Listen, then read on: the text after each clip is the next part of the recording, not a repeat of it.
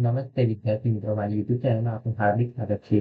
આજે આપણે આ વિડીયોમાં ટેક ટાઈમ મનોવિજ્ઞાન અને શિક્ષણશાસ્ત્રના પ્રેક્ટિસ ટેસ્ટના 20 પ્રશ્નોનો અભ્યાસ તૈયાર કરીશું. જો તમને વિડીયો ગમે હોય તો લાઈક, શેર અને સબસ્ક્રાઇબ કરવાનું ના ભૂલતા મારી ચેનલ. તો ચાલો સ્ટાર્ટ કરીએ. પ્રથમ ક્વેશ્ચન: વર્ગખંડમાં શિક્ષક વિદ્યાર્થી વચ્ચેનો સંબંધ કેવો હોવો જોઈએ? તો ઓપ્શન એ છે ઉદાસીન, ઓપ્શન બી છે ખૂબ જ કડક, ઓપ્શન સી છે માત્ર વ્યવસાય અને ઓપ્શન ડી છે મિત્રતાપૂર્ણ અને આદરિત. તો હું તમને 1 મિનિટ આપું છું, તમારે શાંતિથી જવાબ આપીને વિચારીને તમારી નોટબુકમાં ક્વેશ્ચન લખતા જવાનું છે, સાથે સાથે જવાબ લખતા જવાનું.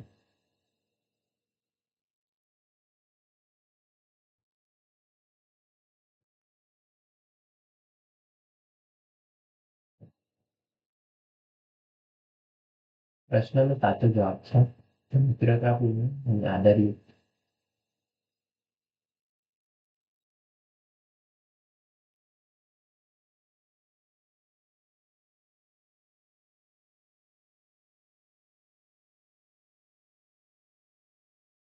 બીજો એક પ્રશ્ન છે: બુદ્ધિનો બૌદ્ધિક બુદ્ધિનો સિદ્ધાંત કોણે આપ્યો હતો? એ થર્સ્ટન, બી પિયરમેન, સી વિલ્સન અને ડી હાર્વર્ડ ગાર્નર. તો બૌદ્ધિક બુદ્ધિનો સિદ્ધાંત આપ્યો હતો હાર્વર્ડ ગાર્નર દ્વારા આપવામાં આવ્યો હતો, જે ખૂબ જ બુદ્ધિને અલગ અલગ ભાગોમાં વિભાજિત કરી હતી.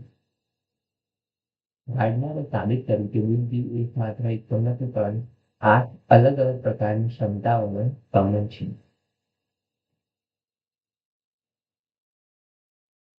ત્રીજો પ્રશ્ન છે: શિક્ષણની પ્રોજેક્ટ પદ્ધતિના જનક કોણ છે? કોને આપી હતી શિક્ષકની પ્રોજેક્ટ પદ્ધતિ? એ રૂસો, બી મોન્ટેસરી, સી રોબિન કે ડી કિલપેટ્રિક.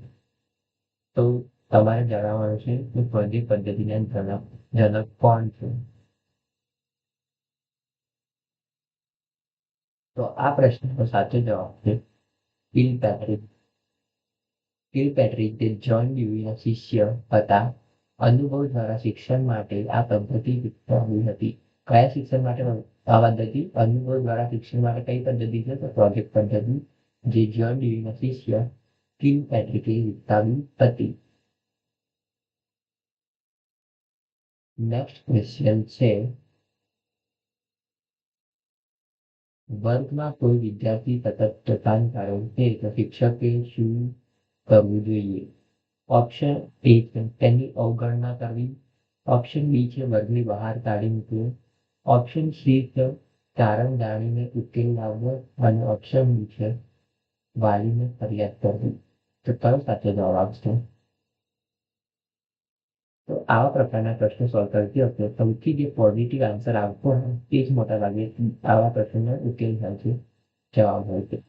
તો આ પ્રશ્ન સૌથી પોઝિટિવ આન્સર કયો લાગે છે તમને? એ જ 1-2 મિનિટ માટે વિચારો અને પછી કોમેન્ટમાં તમે સાથે સાથે કરતા જશો તો સારું થશે.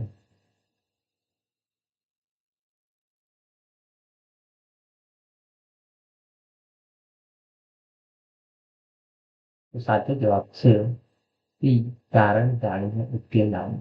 કારણ કે વર્તન પાછળના મનોવિજ્ઞાનના કારણે સમજવું એ સુધારાનું પ્રથમ પગલું છે.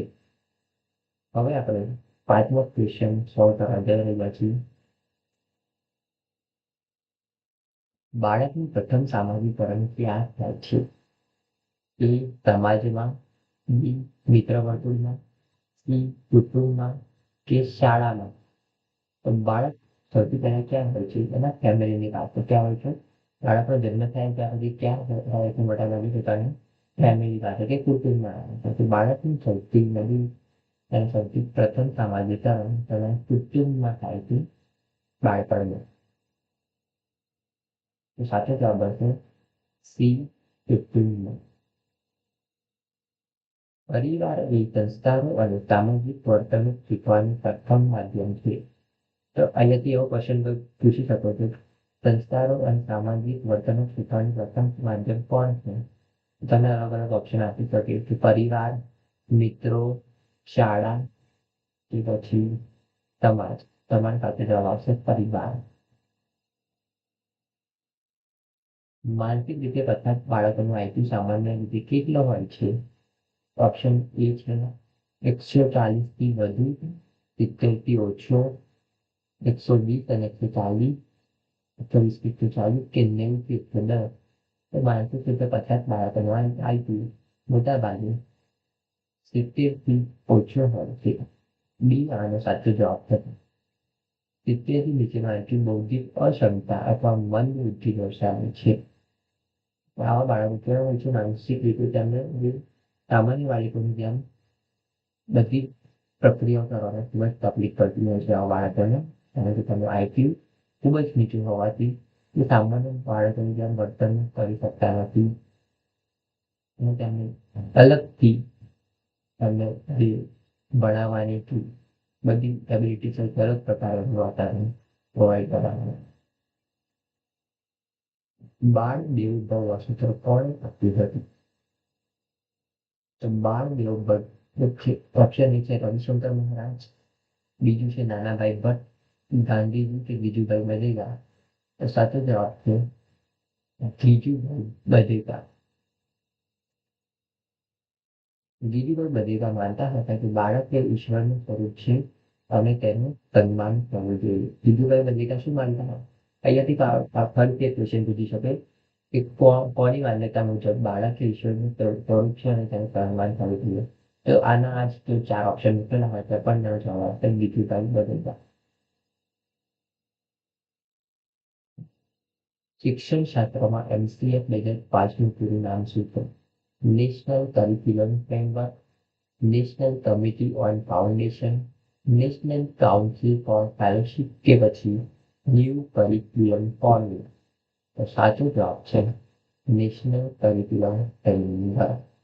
NCF એ અભ્યાસક્રમ તૈયાર કરવા માટેનો આંતરરાષ્ટ્રીય દસ્તાવેજ છે. અહીંયાથી એક એવો પ્રશ્ન ઉભો થઈ શકે કે અભ્યાસક્રમ તૈયાર કરવા માટેનો રાષ્ટ્રીય દસ્તાવેજ કયો છે? તો તમને સાચો જવાબ આવશે NCF, NCB, NCA, NCR. આવા બધા ઓપ્શન તમને મૂંઝવણ ઊભી કરવા માટે મૂકી શકે છે. સાચો જવાબ આવશે NCF એટલે કે નેશનલ કરિક્યુલમ ફ્રેમવર્ક. આ ઓપ્શન બધાના ઓપ્શન મૂકી તો પણ ચાલે. તમારો સાચો જવાબ આવશે નેશનલ કરિક્યુલમ ફ્રેમવર્ક. વર્ગખંડમાં શ્યામ ફલક એટલે કે બ્લેક બોર્ડનો ઉપયોગ કરતી વખતે કઈ બાબત વધુ મહત્વની છે? બધું જ લખાણ બોર્ડ પર કરવું, સ્પષ્ટ અને સુંદર લખાણ, નાના અક્ષરોમાં લખવું કે ઝડપથી લખવું. બધું લખાણ બોર્ડ પર લખવાની જરૂર નથી. જેટલું જોઈતું હોય એટલું લખીએ તો સારું રહેશે. લખાણ સ્પષ્ટ અને સુંદર હશે તો સારું રહેશે. નાના અક્ષરોમાં લખવાથી પાછળવાળા તમારી સંખ્યા વધારે હશે તો પાછળવાળા બાળકોને જોવામાં મુશ્કેલી થઈ શકે છે. અને ઝડપથી લખવા જશે તો તમારા પોતાના હેન્ડરાઇટિંગ અક્ષરો ખરાબ થઈ જશે. સૌથી સચોટ ઓપ્શન હશે આ બી છે સ્પષ્ટ અને સુંદર લખાણ. જો લખાણ સ્પષ્ટ હોય તો પાછળ બેઠેલા વિદ્યાર્થી તમને સમજી શકે છે.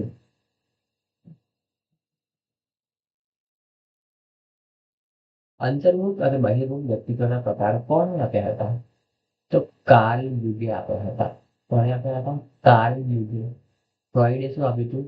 બચાવ પ્રવૃત્તિ.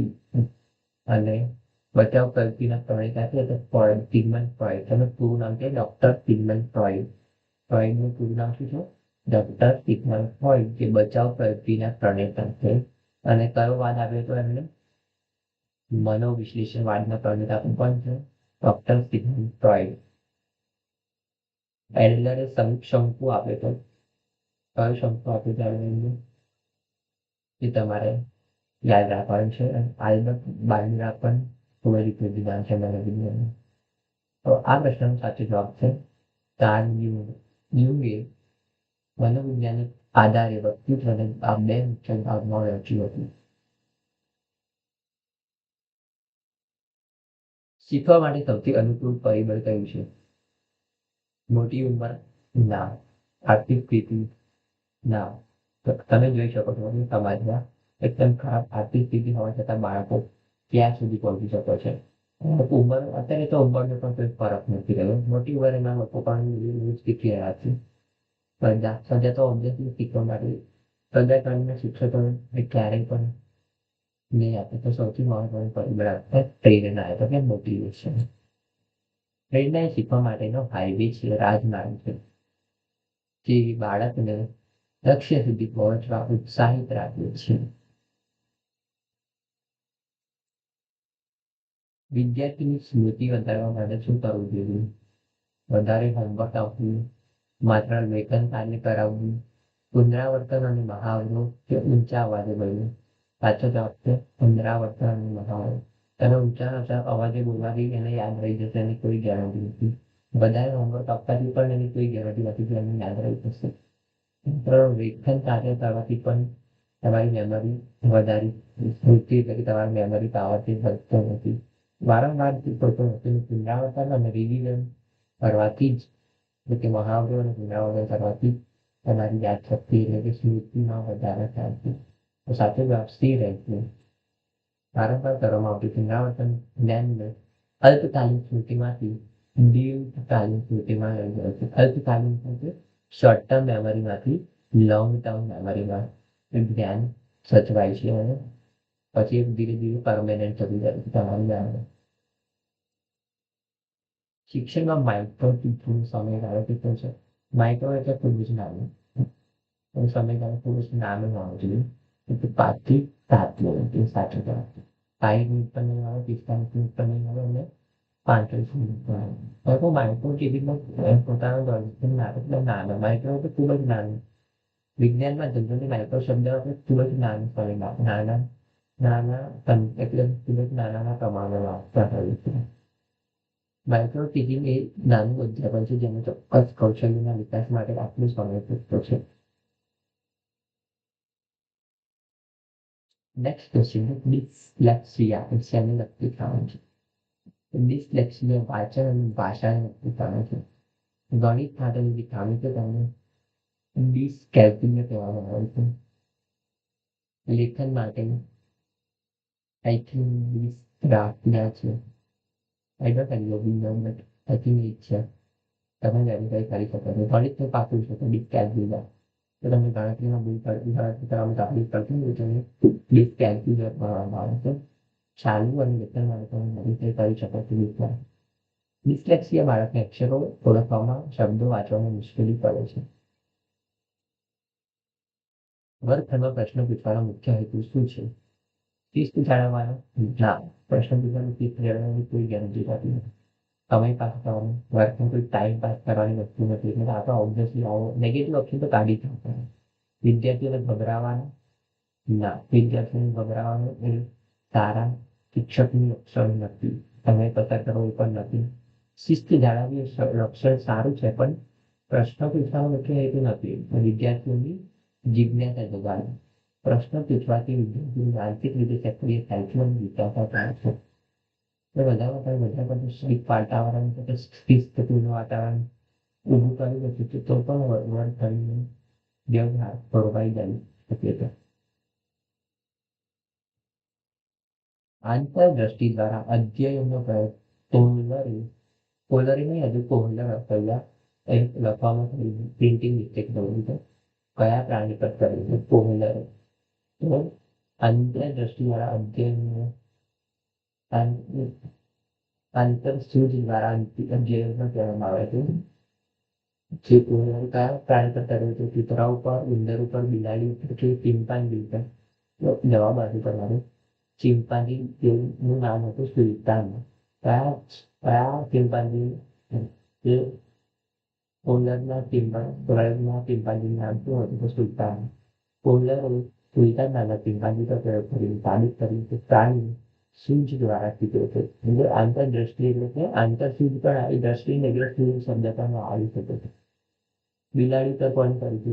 થોર્ન લાઈટ છે. કૂતરા ઉપર કોણ કર્યું છે? Ivan Petrovich પાવેલ. મને ઉંદર ઉપર સ્કિનર. આ તમારે બે થોડી વેરીફાઈ કરી લેવાનું. બિલાડીને થોર્ન લાઈટ એટલે કાપે થોડો છે. આઈક્યુ શોધવા માટે સાચું સૂત્ર કયું છે? મેન્ટલ ફીડમાં કરંટ સ્ટાર એ ગુણ્યા કરંટ ફીલ્ડ છે. આ બંને બાળકના અને ગુણ્યા 6 વડે કરવાથી સાચું સૂત્ર છે. માનસિક વય એટલે કે મેન્ટલ એજ આપણે શારીરિક વય એટલે કરંટ ગુણ્યા 6 કરવાથી છે. શિક્ષકની સૌથી મહત્વની લાક્ષણિકતા કઈ હોવી જોઈએ? ઊંચો અવાજ, સુંદર દેખાવ, ખૂબ જ જ્ઞાની હોવું, કે વિષય પર પ્રભુત્વ અને બાળકનું સંદર્ભ. શિક્ષક માટે ખૂબ જ જ્ઞાની હોવાથી પણ નહીં ચાલે, પણ ત્યાં વિષય પર પ્રભુત્વ અને બાળકને જો સમજી શકતો હોય તો ખૂબ જ જ્ઞાની લોકો તો બધા બહુ સારા. દરેક જ્ઞાની શિક્ષક બની શકે એવું જરૂરી નથી. કારણ તમારા વિષય પર પ્રભુત્વ હોવું જોઈએ અને બાળકની સારા સંબંધ હોવી જોઈએ. તમે બાળક સાથે કેવી રીતે વર્તન વ્યવહાર કરશો તેની સમજ હશે જો તમે સારા શિક્ષક નથી. જે શિક્ષકને વિષય આવડતો હોય અને બાળક નાનકથી બાળકના માનસને એટલે કે એની માનસિકતાને જાણતો હોય તો તે સફળ થઈ શકે, સારો શિક્ષક બની શકે છે. બાળકનો વિકાસ પર સૌથી વધુ અસર કોની પડે છે? બાળકો અને વાતાવરણ બંને માત્ર પાઠ્યપુસ્તકો કે માત્ર ટેલિવિઝન. બાળકના વિકાસ ઉપર વારસો અને વાતાવરણ બંને ઇક્વલી અસર કરે છે, તે ઇફેક્ટ કરે છે. વિકાસ એ આનુવંશિક ગુણો અને આજુબાજુના પર્યાવરણની સંયુક્ત રીતે અસર કરે છે, એટલે સંયુક્ત પેદાશ છે. વિકાસ કોણ પણ સંયુક્ત પેદાશ છે? તો વિકાસ એ આનુવંશિક ગુણો અને એટલે કે આનુવંશિક ગુણો એ જ વારસો છે અને આજુબાજુનું પર્યાવરણ. કારણ કે તમારા ઘરની આજુબાજુનું સ્કૂલના વાતાવરણ છે, તો આજુબાજુનું પર્યાવરણ એટલે સ્કૂલના, સમાજના, ઘરના બધી જગ્યાએ આવી જાય. શિક્ષણની મુખ્ય ધ્યેય શું હોવું જોઈએ? પરીક્ષામાં પાસ થવું, બાળકનો સર્વાંગી વિકાસ, કે માત્ર નોકરી મેળવવી, કે પુસ્તકથી જ્ઞાન આપવું. હંમેશા માત્ર વાળા પણ નેગેટિવ આન્સર થાય છે. માત્ર શબ્દ છે તમે તમે શિક્ષકની નોકરી મેળવવા માટે શિક્ષણ મેળવો છો ના તમારે ફાળે નથી. પુસ્તકથી જ્ઞાન કોઈ બુકનું જ્ઞાન પ્રાપ્ત કરવું પણ શિક્ષણ જેવી નથી. એની વ્યવહારિક કેટલું નિયંત્રણ વ્યવહારિક રીતે પ્રાપ્તિ હોવા જોઈએ. પરીક્ષામાં પાસ થવું સારા ત્યાં એ પણ શિક્ષકનું મુખ્ય લક્ષણ શિક્ષણનું મુખ્ય લક્ષણ એ મુખ્ય ધ્યેય નથી. શિક્ષણનું મુખ્ય ધ્યેય છે બાળકનો સર્વાંગી વિકાસ, એટલે કે બધી જ રીતે બાળક રમતા સારું આવડે છે, સારી રીતે ભણી શકે, સારી રીતે કમ્યુનિકેશન સ્કિલ એની સારી હોય, સમાજમાં સારી રીતે વર્તન કરે, ઘરમાં એનું વર્તન સારું હોય, દરેક રીતે સર્વાંગી બધા જ અંગોને બધા જ ફેક્ટરને ધ્યાનમાં રાખીને તેનો વિકાસ થાય એ બાળકને સર્વાંગી વિકાસ. એ સાથે જવાબ છે બી. શિક્ષણનું મુખ્ય ધ્યેય છે બાળકનો સર્વાંગી વિકાસ. કેળવણીનો અર્થ જ બાળકને શારીરિક, માનસિક અને આધ્યાત્મિક શક્તિઓના શ્રેષ્ઠ અંશોને બહાર લાવવાનું છે.